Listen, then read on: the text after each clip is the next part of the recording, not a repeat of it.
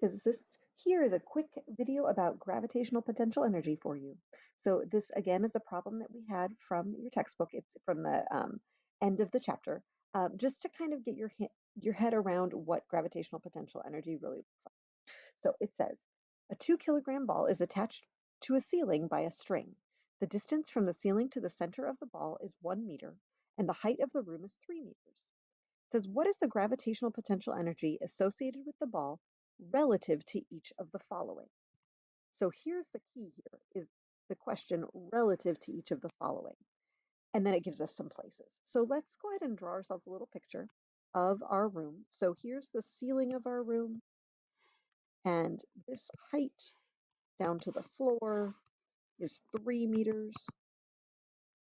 And then it says that there's a string, maybe it's a green string, and there's an orange object that's hanging, and that distance is 1 meter.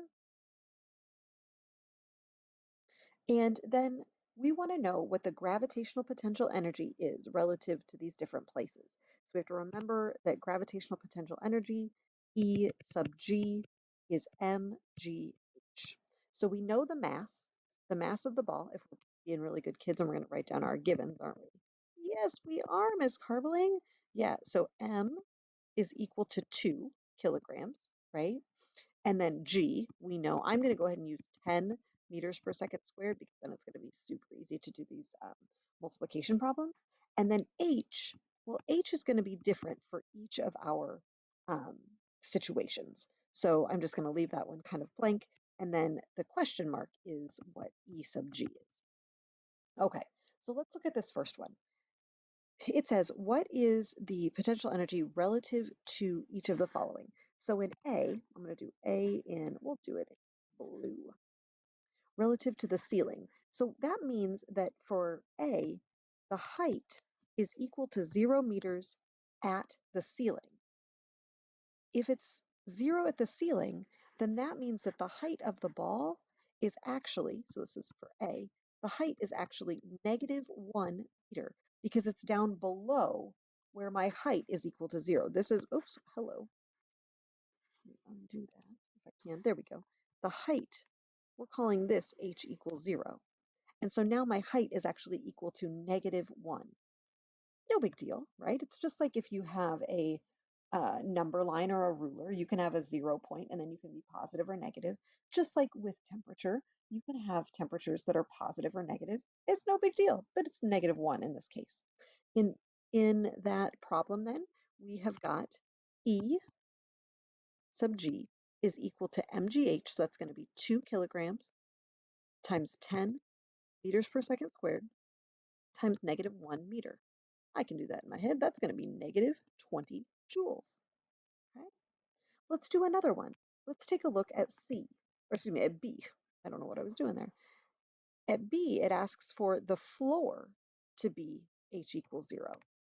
So when it says relative to, that literally means like make h equals 0 wherever I'm telling you. So at this point now I've got h equals 0 down here at the floor.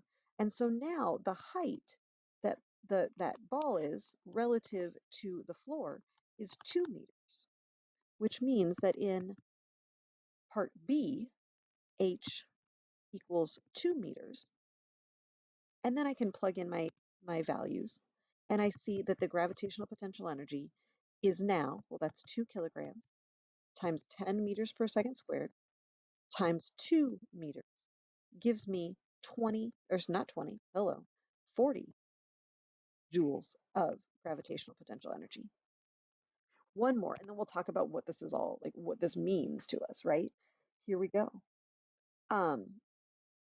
For part C, doing this in kind of this dark purple, it says if the height is, or the height is relative to a point that's at the same elevation as the ball.